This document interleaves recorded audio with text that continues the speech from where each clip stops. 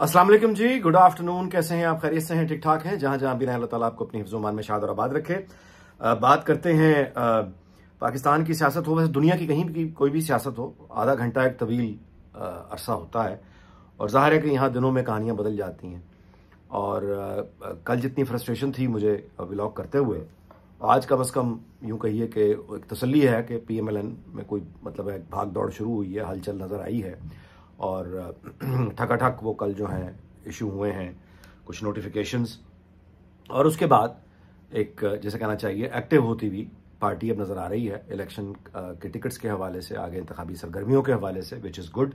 सबसे बड़ी stake holder वो है इलेक्शंस करवाने के लिए। सब अगर वो सिर्फ यानी आप बाकी तो अपना लोग काम कर रहे हैं, जो ताखीरी हरबे इस्तेमाल कर रहे हैं। अब खबरें आ गई हैं ना हर तरफ से कि ये केयर टेकर सेटअप के अपने अंदर बैठे हुए लोग हैं मरकज़ में और पंजाब की सूबाई हुकूमत में, जिनकी ये कोशिश है कि वो इलेक्शंस जो है था उनका इंटरेस्ट है, उनको ब्लेम क्या करना, पावर गेम में यही होता है।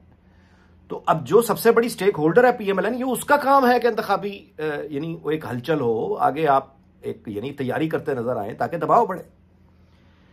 इसके अलावा बात करते हैं ये जो केयर टेकर्स गए हैं अरब दुनिया में और वहां जाके जो ऐलान हुआ है MOUs के 20 से 25 अरब डॉलर की सरमायाकारी पाकिस्तान में होगी और इस पे ढोल बजाए जा रहे हैं। ये काकड़ साहब जो हैं जज्बाती हो जाएं जितना मर्जी, उनको हक है कि वो ढोल बजाएं। MOUs जो हैं मेमोरेंडम ऑफ अंडरस्टैंडिंग, इसकी कोई वैल्यू नहीं होती। ये महज एक रस्मी कार्रवाई होती है कि ठीक है जी हम इतना कर देंगे, बस कर देंगे। जब तक होता नहीं किस यानी कोई उसका फिजिबिलिटी रिपोर्ट्स तैयार होती हैं, कौन सा मंसूबा होगा, हवाओं में तो बातें नहीं होती ना। ये जो गुफ्तगू इस मेमोरेंडम ऑफ अंडरस्टैंडिंग, ये बस हवाओं की बातें, इसको समझें। जब तक ये मैच्योर नहीं होते, कोई ठोस टेंजिबल इसकी बुनियादों पर काम होता हुआ नजर नहीं आता, दिखाई नहीं देता, तब तक ये बातें हैं सिर्फ। तो मैंने इसको ज़्यादा संजीदगी से को बहुत ज़्यादा खुश होने की ज़रूरत नहीं है। उम्मीद अलबत्ता रखनी चाहिए, बिल्कुल रखनी चाहिए। अल्लाह करे कि ये बात ठीक हो। और लेकिन उसके लिए पाकिस्तान में एक मजबूत हुकूमत का होना ज़रूरी है, मुंतखब हुकूमत का होना ज़रूरी है, और एक ऐसे आदमी की हुकूमत का होना ज़रूरी है जो कि मेरी नज़र में नवाज शरीफ है, जिसकी अरब दुनिया में भी इज्जत है, बाकी दुनिया में भी इज्जत है। और उसके बाद वो यानी मंसूबों की हम उम्मीद कर सकते हैं कि ये वाकई यानी हो जाएंगे ग्राउंड रियलिटी में तब्दील। एक ही आदमी है जिसने ये पहले काम किया हुआ पाकिस्तान में, उसके अलावा दूसरा कौन है? बड़े इंफ्रास्ट्रक्चर के जितने भी डेवलपमेंट के मंसूबे हैं PMLN के दौर में आए हुए हैं। अभी इसको खैर करते हैं बात इस पर। और तीसरी बात यह है कि अब जबकि पार्टी मुतहर्रिक होती हुई वहां नजर आ रही है, तो उसमें हर आदमी अपनी एक राय रखता है, और मेरी जो राय है वो कोई ढकी छुपी नहीं है। मैं पहले भी कह चुका हूं कि वज़ीर आला पंजाब के लिए एक नॉमिनेशन जो है वो सामने होनी चाहिए, मौजूद होनी चाहिए। और PMLN के पास मैं तारीख़ का तालिब इल्म हूँ, अदना सही लेकिन तालिब इल्म, और मैं आपसे गुजारिश करूँ कि PMLN के पास इस वक्त पंजाब में वज़ीर आला के लिए मरीम नवाज से बेहतर दूसरा कोई उम्मीदवार नहीं है। मैं आपको उसकी वजह बता देता हूँ। ये राय है, जिस बात पे नहीं है, दलाइल पर है, वो मैं आपके सामने रख देता हूँ। पहली बात तो जाहिर है कि वो तो यही है जो मैंने गुजारिश की कि PMLN हो, पीपल्स पार्टी हो। पीपल्स पार्टी देखिए 2008 से इक़्तिदार में है, तो उनके उस तरह के स्टेक्स नहीं हैं जो PMLN के हैं। तो एम्बिशंस होना अपनी अच्छी बात है। खबर ये भी है कि बिलावल भुट्टो की शादी के हवाले से बातें आ रही हैं, बहुत अच्छी बात है। वो एक ये उम्र एक अच्छी है, उनका ज़ाती मामला है, उस ख़ानदान ने बहुत दुख उठाए हैं।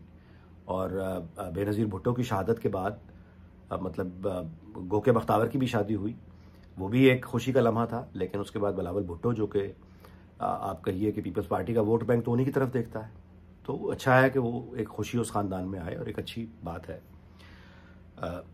तो इनका यानी आप कहिए कि चूंकि 2008 से बहरहाल ये पावर में है सिंध में, तो इनका भी उस तरह से स्टेक नहीं है जो PMLN का है। तो अगर ये खुद ही नहीं निकलेंगे सोशल मीडिया पर, तो जाहिर है इनकी बहुत, मैंने कल भी गुजारिश की थी, कोई प्रेजेंस ना होने के बराबर है।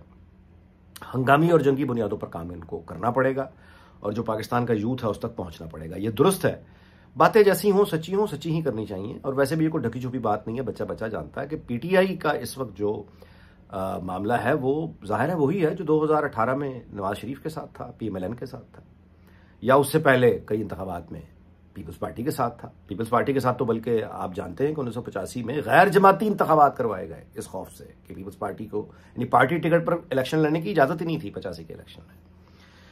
तो वही मामला अब PTI के साथ है। लेकिन इसका मतलब ये नहीं है कि आप फजलुर रहमान की जगह हों या पीपल्स पार्टी की जगह हों या PMLN की जगह हों, आप ये सोच के इत्मीनान से बैठ जाएं कि अब मैदान तो खाली है, PTI जाने और बाकी रियासत के इदारे जाने, हमारे लिए मैदान खाली है, हमने तो आना ही आना है। इस तरह का गहरा सुकून मरवा दिया करता है, क्योंकि बाकी लोग खामोश नहीं बैठे। इस्तेहकाम पार्टी भी एक मौजूद है, केयर टेकर्स भी मौजूद हैं, ये सब पावर के खिलाड़ी हैं। तो वो आपके इस इत्मीनान से, वो ठंडी नींद अगर गहरी नींद, वो फायदा उठाएंगे दूसरे। तो इसमें मुतहर्रिक रहने की बहुत जरूरत है। एमओयूज की मैं गुजारिश कर चुका हूं, तो उस पर मजीद अब मैं क्या आपसे दोबारा से बात अपनी दोहराऊंगा, लिहाजा सीधी अगली बात पे आते हैं कि मरीम नवाज जो है वो वज़ीर आला पंजाब के लिए क्यों बेहतरीन उम्मीदवार है। देखिए, सियासत अमेरिका में हो, बरतानिया की हो, भारत की हो, पाकिस्तान की हो, जब इसमें लोग इन्वॉल्व होते हैं, जब आपने लोगों की हिमायत लेनी है, वोट लेना है, तो उसके लिए पहली चीज यह है कि क्या वो पार्टी जिसका वो यानी जिसकी जानिब से उम्मीदवार सामने है, वो पार्टी उसे यानी क्या वो उस पार्टी में कोई पसंदीदा शख्सियत है, उसे कबूल करते हैं लोग लीडर के तौर पे। यह है पहली बात। यहाँ पे चूंकि निज़ाम और है, बहुत पुरानी जमहूरियत है, तो यहाँ एक बाकायदा पार्टी के अंदर इलेक्शन होते हैं और उसके मुताबिक फिर हमारे यहाँ चूंकि वो अभी नहीं है, लिहाजा जो मौजूद है निज़ाम, उसके अंदर ही बात करनी है ना। तो उसके अंदर पार्टी में नवाज शरीफ के बाद मकबूलियत के एतबार से मरीम नवाज के सिवा दूसरा कोई है नहीं। उसका सबूत यह है कि इमरान खान का जितना भी वो स्याह दौर था, तारीख दौर था, उस तारीख दौर में अगर कोई बाहर दलेरी से निकली शख्सियत उस पूरी पार्टी में, और पूरी पार्टी को और लोगों को अपनी तरफ माइल किया, मुतवज्जह किया और खबरों की यानी वो एक मरकज बनी, वो मरीम नवाज है। दूसरी चीज जो आपकी होती है वो है आपकी पर्सनैलिटी। अच्छा, अब ये भी बात जाहिर है कि यानी मैं आपको वैसे अगर नहीं इल्म तो मैं आपको गुजारिश कर देता हूं कि वो अमेरिकी सदर हो या बरतानिया का प्राइम मिनिस्टर हो, इन लोगों के ड्रेसेस तक वो लोग बताते हैं जो अदरवाइज फिल्मों के लिए ये काम करते हैं, ड्रामों के लिए काम करते हैं। ड्रेस के जो एडवाइजर होते हैं उनका बाकायदा ये प्रोफेशन होता है, यानी फिल्म प्रोडक्शन में जो किरदारों के लिबास का इंतखाब कर रहे होते हैं कि इसने ये लिबास पहनना है, इसने ये पहनना है, मौके की मुनासबत से, लिखे हुए सीन की मुनासबत से, वो प्रोफेशनल्स होते हैं जो यहाँ पे एडवाइजर होते हैं बाकायदा। यहाँ के जो अमेरिका का सदर हो या फ्रांस का सदर हो, ये इनको बाकायदा इनके एडवाइजर्स होते हैं। ऐसा नहीं होता कि ये हमारी आपकी तरह उठे और सुबह उठ के जो भी इनका दिल किया पहन के चल पड़े। इनके बाकायदा एडवाइजर्स होते हैं। क्यों?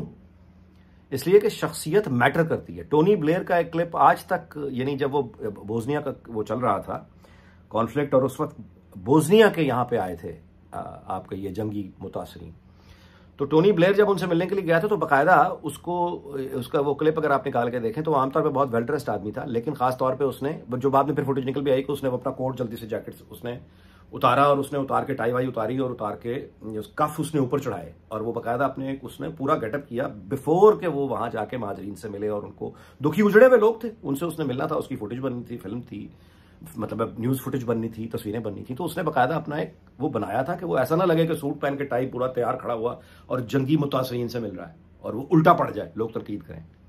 यहां तक बारीकियों का ख्याल रखा जाता है। तो बिल क्लिंटन इसकी दूसरी मिसाल है कि उसकी जो वोट बैंक था अमेरिका में, उसमें जब लोगों से पूछा गया, खवातीन बहुत बड़ी तादाद थी, तो उससे जब पूछा गया तो पता ये चला, उनका जवाब यह था कि बहुत हैंडसम आदमी है, बाकी किसी चीज से उनको तो नहीं था कि वोट क्यों देना है। हमारे यहां इसकी मिसाल इमरान खान है, पर्सनैलिटी तो उसकी है। अब आप उसके वोट बैंक के पास जाएं, उसको आप कल्ट कहें, जो भी कहें, तो लॉजिक तो उनके पास नहीं है। वो जब आप उनसे कहें इमरान खान क्यों अच्छा लगता है, तो जवाब क्या मिलता है? वो बहुत खूबसूरत है, वो बहुत हैंडसम है, वो बहुत स्मार्ट है, वो ट्रैक सूट पहन के ऐसा लगता है, वो शलवार कमीज पहन के ऐसा लगता है। यही जवाब है ना। तो इसका मतलब है कि सियासत में जो शख्सियत की और आपकी पर्सनैलिटी की अहमियत है, आप कैसे इनकार कर सकते हैं इससे? उसकी शख्सियत के, इमरान खान के शख्सियत के तलिस्म को अगर किसी ने तोड़ा है तो वो मरीम नवाज है। एक तो नवाज शरीफ की बेटी है, जाहिर है कि वो खूबसूरत और वो उसको विरासत में मिली है, but the way she carries herself, जितनी यानी वकार के साथ, और उसका जो जाहिर है कि वो एक उसकी जो एक वोट बैंक, उसकी मकबूलियत में उसकी पर्सनैलिटी मैटर करती है। उसके साथ की पर्सनैलिटी उतनी खूबसूरत, उतनी दिलकश दूसरी कौन है उस एज ग्रुप में, PMLN में? बता दीजिए। हमजा शहबाज का भी आपने यानी तजुर्बा कर लिया पंजाब में, वैसा ही तजुर्बा करना है तो कौन रोक सकता है? बहरहाल, लेकिन बाकी जितने भी लोग हैं जो ये कह रहे हैं कि मरीम नवाज के पास तजुर्बा नहीं है, या तो बेनज़ीर के पास कौन सा तजुर्बा था और उसकी उम्र क्या थी जब वो पहली मरतबा वज़ीर आज़म बनी? और दूसरी बात यह कि जो पार्टी के तजुर्बेकार लोग हैं, जो इंतजामी तौर पर ज़्यादा आप कहिए तजुर्बेकार हैं या सलाहियत रखते हैं, ये सारे के सारे लोग मरियम नवाज, वजीर आला पंजाब मरियम नवाज की टीम में क्यों शामिल नहीं हो सकते? यानी अपनी सलाहियत जो है क्या उसी वक्त दिखानी है जब ये खुद वजीर आला हो? अच्छा, मरियम नवाज जो है वो उसकी सारी की सारी मेहनत, उसकी सारी की सारी जो भी था, वो 16 महीने की जो हुकूमत आई उसमें बेड़ा गर्क हो गया, उड़ गया सारा का सारा, मतलब बहुत नुकसान पहुंचा। उसने किसी के खिलाफ कोई बात की, उसने किसी के खिलाफ कोई बयान दिया, उसने किसी बुजुर्ग रहनुमा के साथ कोई बदतमीजी की, उसने कोई अपने हम असर जो लोग हैं उनके साथ कोई किसी की तौहीन की, किसी को डांटा, किसी को जलील किया, किसी अफसर को पकड़ के गालियां दी?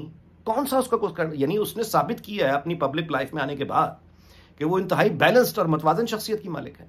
वो एक अच्छी टीम प्लेयर है, वो खामोश रहना जानती है, वो इख्तलाफात को यानी आप कहिए कि मंजर आम पर ना लाना, यही क्वालिटीज होती हैं ना।